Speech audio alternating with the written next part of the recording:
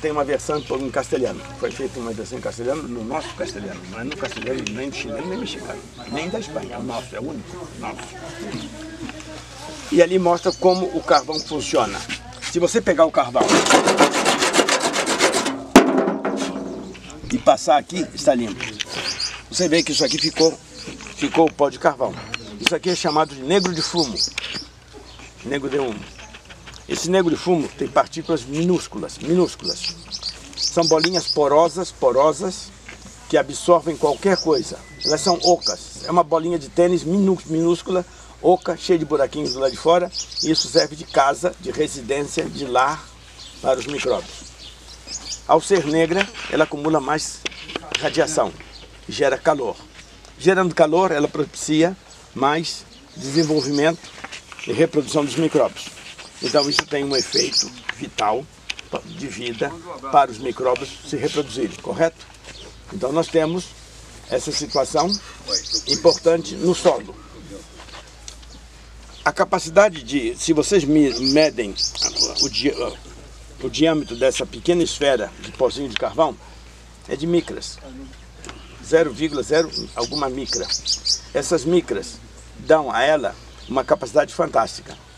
Vamos ver, agrônomos, em 1 hectare de terra, se eu pegar o carvão bem moído, como está aqui no meu dedo,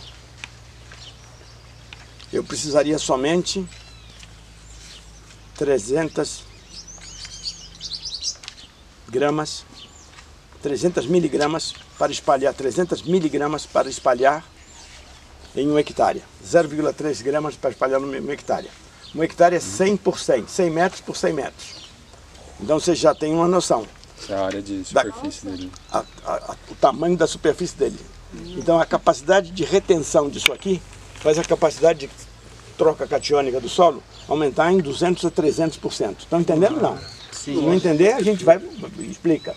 Quanto maior a capacidade de retenção, maior capacidade de troca catiônica, maior fertilidade você tem no solo.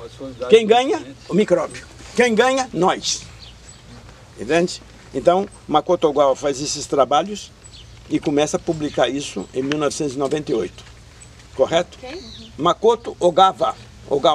Makoto Ogawa é um cientista da ilha de Tsukuba, no Japão, um dos grandes que criam o uso do carvão na agricultura. Como é que distribui isso? Pulveriza?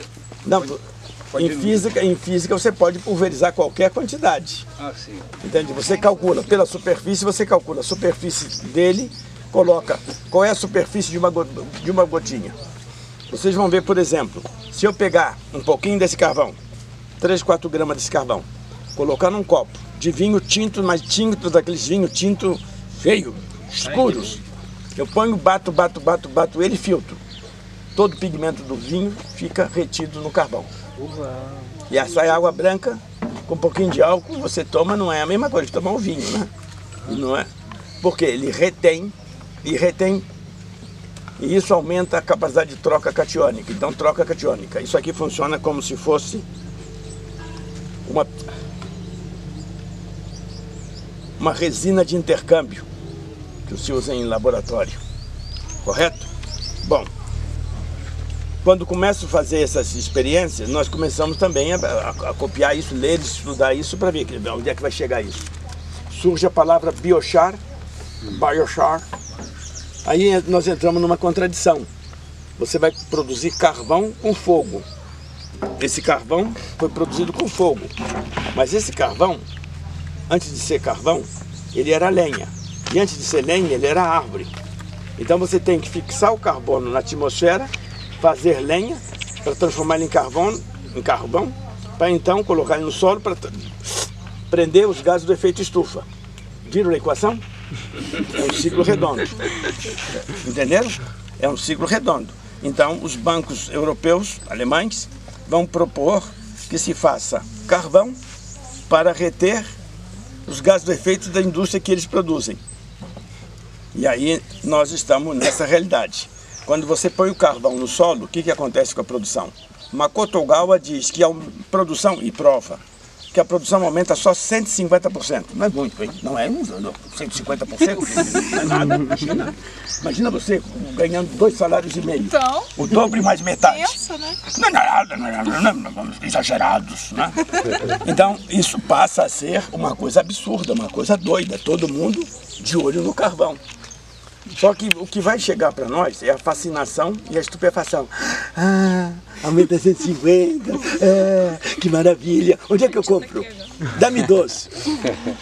Nós então começamos a fazer isso para dizer assim, tirar a fascinação e mostrar pé no chão o que é isso.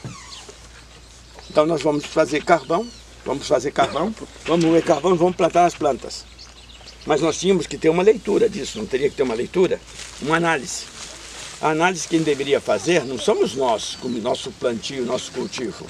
Nós fazemos isso com campos onde nós colocamos o carvão e vemos como fica os micróbios naquela terra. Imagina, senhor Blanco tem um pasto bonito aqui, o pasto aqui é muito bonito.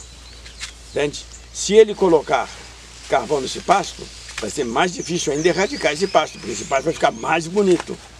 Então, essas coisas nós temos que começar a ler, aplicar. Quanto se aplica de carvão por hectare? 500 quilos recomendado.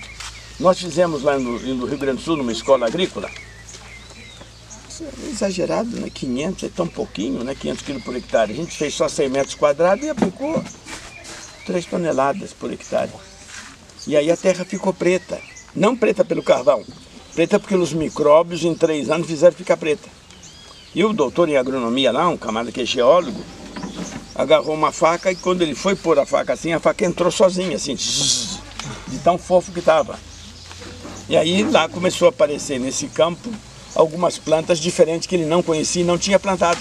Aquilo era um lugar pelado que só tinha lá um picuio da Amazônia, esses capim. Picuio. E aí começou a aparecer tudo que é coisa bonita lá, leguminosa de tudo que é tipo. Então nós começamos a dizer, os micróbios que estão aí estão se dando bem e a natureza está se forjando, está se formando. Por isso nós vamos falar com vocês depois num campo de metagenômica. Metagenômica, não é genômica, é além da genômica, metagenômica. Para chegar num outro campo que é a metaproteômica. E aí vocês vão ver que a gente está procurando acompanhar o que vem lá fora. Pode atender. O que acontece? Se eu tenho esse carvão, e esse carvão me aumenta a produtividade, qual é o pensamento de um ambientalista ecologista lá do Rio Grande do Sul? Vocês vão queimar a floresta para fazer carvão para ter mais produtividade. Não é isso. No Rio Grande do Sul nós temos 2,5 milhões de casca de arroz. Vocês estão vendo ela aqui. Se eu pegar essa casca de arroz e der um calorzinho nela, ela vira carvão. Então aquilo que saiu da terra, eu transformo de novo em carvão e ponho na terra. E tenho capacidade de aplicar isso aqui em metade de todo o Rio Grande do Sul na dosagem de 500 kg por hectare. Estão entendendo? Sebastião, Oi? é que você tinha falado de 3 miligramas, não era isso? 0,3 gramas, dá 300 miligramas. Sebastião?